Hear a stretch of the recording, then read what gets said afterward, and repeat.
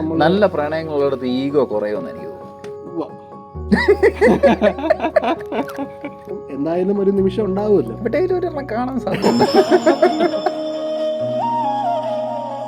ഒരു അപാര പ്രണയം. അപ്പൊ ആ പ്രണയം അതങ്ങനെ ആ വഴിക്ക് നടക്കുന്നു. അതൊരു പ്രണയമാണ്. പിന്നെ അത് നല്ലൊരു പ്രണയമാണ്. പിന്നെ വേറൊരു പ്രണയമാണ് ഇപ്പോഴത്തെ വിഷയം. അത് ശരിയാ. എല്ലാം കൂടെ എങ്ങനെ കറങ്ങി തിരിഞ്ഞ് വരുന്നുള്ളതാ. അത് പ്രണയ ദിനമാണ്.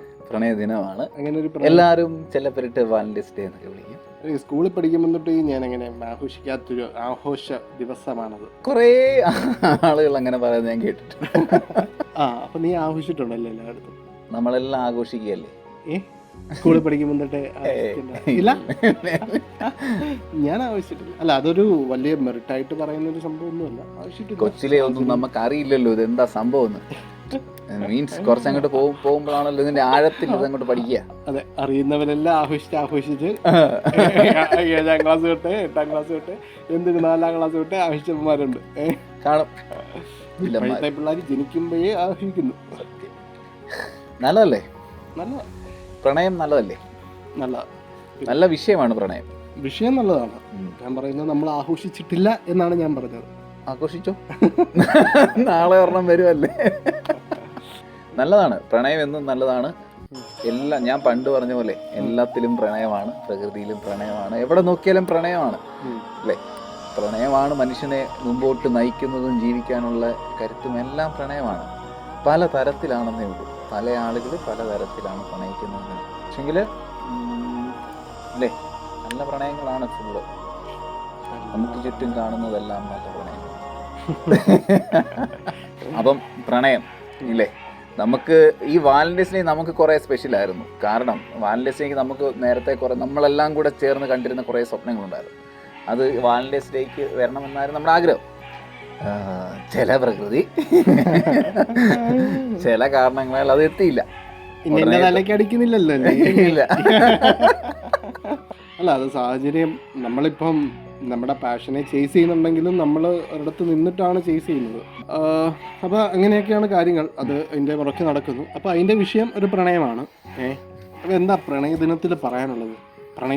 പ്രണയദിനത്തിൽ നല്ലതല്ലേ, പ്രണയിക്കുക എന്നാണ് അല്ലേ. ജീവിതത്തിൽ പ്രണയമാണ് ഏറ്റവും മനോഹരമായ കാര്യം. ഏറ്റവും നല്ല പ്രണയങ്ങളുള്ളിടത്ത് ഏറ്റവും മനോഹരമായ ജീവിതങ്ങൾ ഉണ്ടാകുന്നു. നല്ല പ്രണയങ്ങൾ എന്നും മനോഹരമായ ജീവിതങ്ങളാണ്. ഏറ്റവും നല്ല പ്രണയങ്ങൾ ചില കലാകാരന്മാർ കണ്ടെത്തുന്ന നല്ല സിനിമകളായി മാറുന്നു. ചില നല്ല നമ്മൾ ഓർക്കുന്ന പ്രണയമുള്ള പാട്ടുകൾ ചിലരുടെ ജീവിതമായിരിക്കാം ചില പാട്ടുകൾ വരിക.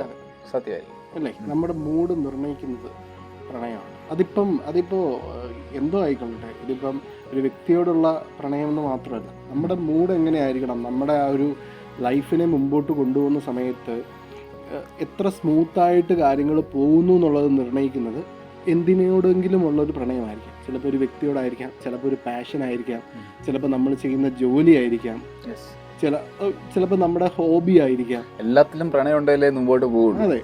ചെയ്യുന്ന ജോലിയിൽ പ്രണയം ഉണ്ടെങ്കിലേ ജോലി വൃത്തിക്ക് ചെയ്യാൻ കഴിയുള്ളൂ. ആളുകളോട് നല്ല പ്രണയം ഉണ്ടെങ്കിലേ നല്ല ജീവിതം ഉണ്ടാവുള്ളൂ. അതെ, അതിപ്പോ ഒരു പ്രണയം എന്നുള്ളൊരു വേർഷൻ എപ്പോഴും നമ്മൾ നല്ല പ്രണയങ്ങളുള്ളിടത്ത് ഈഗോ കുറയുമെന്ന് എനിക്ക് തോന്നുന്നു.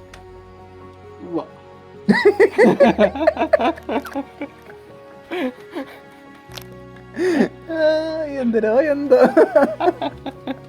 ആയിരിക്കാം. അല്ല, എനിക്ക് അങ്ങനെ ഈഗോ എന്ന് പറയുന്നത് അണ്ടർസ്റ്റാൻഡിങ്. പ്രണയം എന്ന് പറയുന്നത് അത് പല രീതിയിലാകാം. അത് ക്യാരക്ടറിനെ അനുസരിച്ച് ഡിപ്പെൻഡ് ചെയ്തിരിക്കും. ഇഷ്ടമുള്ളിടത്തല്ലേ താഴ്ന്നു കൊടുക്കുവാനും.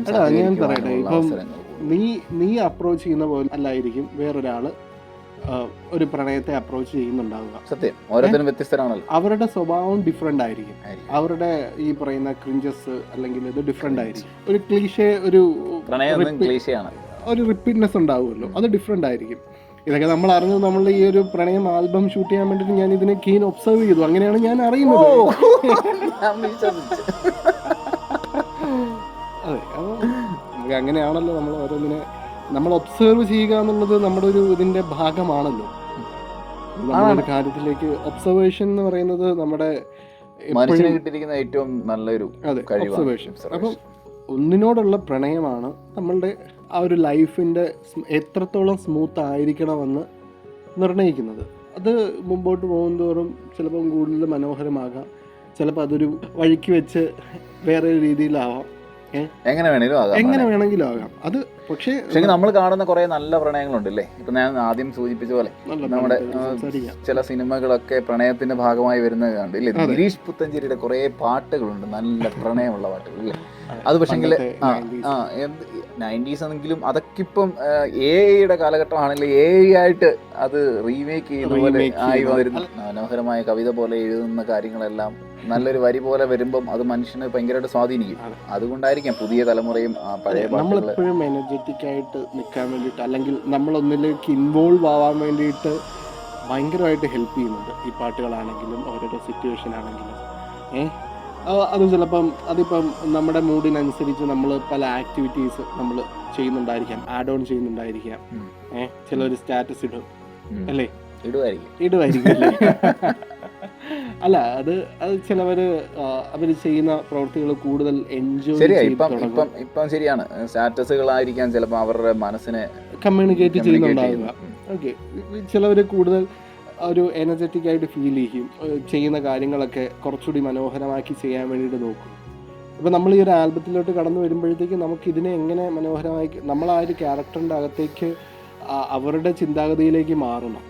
ആ ഒരു നിമിഷങ്ങൾ നമുക്ക് കടന്നു പോയിട്ടുള്ള കുറേ നിമിഷങ്ങൾ നമുക്ക് മനോഹരമായിട്ട് ചിന്തിക്കാൻ പറ്റും. എനിക്കൊന്ന് വാലന്റൈൻസ് ഡേ ഒക്കെ ഇപ്പം വാലന്റൈൻസ് ഡേ ശരിക്കും ഒരു വർക്കിംഗ് ഡേയിലാണെങ്കിൽ കൂടുതൽ കാഴ്ചകൾ നമുക്ക്, ഞാൻ കോളേജിലൊക്കെ ആയതുകൊണ്ട് കൂടുതൽ കാഴ്ചകൾ ചിലപ്പോൾ നമുക്ക് കാണാൻ മിസ്സായി കാണാൻ സാധിക്കുമായിരിക്കും. കുറെ നെഞ്ചി കിടഞ്ഞേനെ എന്തിന് അല്ല കാഴ്ചകൾ കാണാൻ കഴിഞ്ഞാൽ അല്ലേ, മനോഹരമായ കാഴ്ചകളാണല്ലോ എല്ലാം.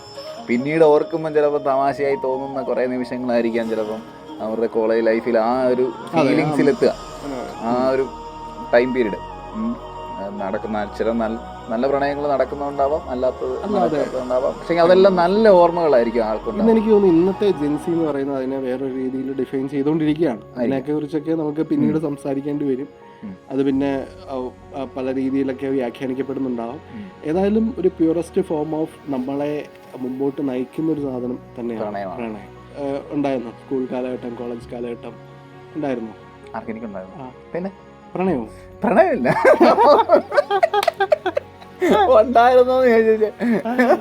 സ്കൂളിൽ പഠിച്ചിട്ടുണ്ടോന്നാണ് ഞാൻ ചോദിക്കുന്നത്. നീ പഠിക്കാതെ നീ അധ്യാപനാവോ? ഞാൻ ആ ചോദിച്ചു. സ്കൂളിലൊക്കെ പഠിക്കുന്ന സമയത്ത് പ്രണയമില്ല, ഉണ്ടായിരുന്നോ? ഇല്ല ഇല്ല. അല്ല, നമ്മുടെ ആ സമയത്തെ പ്രണയം ഫുഡിനോടായിരുന്നു തോന്നി. അല്ല, നമ്മളുടെ കുറെ സോഷ്യൽ കൈൻഡ് ഓഫ് ആക്ടിവിറ്റീസിലായിരുന്നു. പിന്നെ നമ്മുടെ സാഹചര്യം, നമ്മൾ വളർന്നു വന്ന കുറേ റെസ്ട്രിക്ഷൻസ് നമ്മളെ ആ രീതിയിലേക്ക് അടുപ്പിച്ചിട്ടില്ല എന്ന് വേണം കരുതാൻ. പക്ഷെ അതിനോട് എതിർപ്പുകളോ കാര്യങ്ങളോ ഒന്നും ഉണ്ടാവില്ല. നമ്മൾ ഇൻവോൾവ് ആയി കഴിഞ്ഞ് കഴിഞ്ഞാൽ അത് എത്രത്തോളം ബാധിക്കുന്നുള്ളത് കൊണ്ട് നമ്മൾ അത്രയും ഇൻവോൾവ് ആയിട്ടില്ല. ഓക്കെ, നമ്മൾ മറ്റ് പല കാര്യങ്ങളുമായിരുന്നു, കൊടി പിടിക്കാനും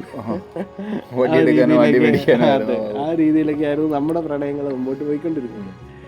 അപ്പം അത് മനോഹരമായിട്ട് പോയി, അതിനോട് റിഗ്രറ്റ് ഇല്ല. പിന്നെ കോളേജ് കാലഘട്ടം വന്നപ്പം എന്തായാലും ഒരു നിമിഷം ഉണ്ടാവുമല്ലോ. കാണാൻ സാധ്യത.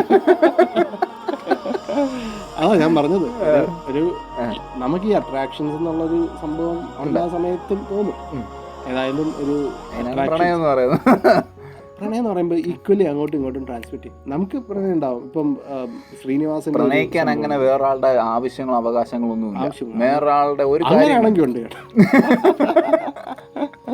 അങ്ങനെയാണെങ്കിൽ ഇല്ല. നല്ല പ്രണയങ്ങൾക്ക് അങ്ങനെ ആവശ്യങ്ങളൊന്നുമില്ല.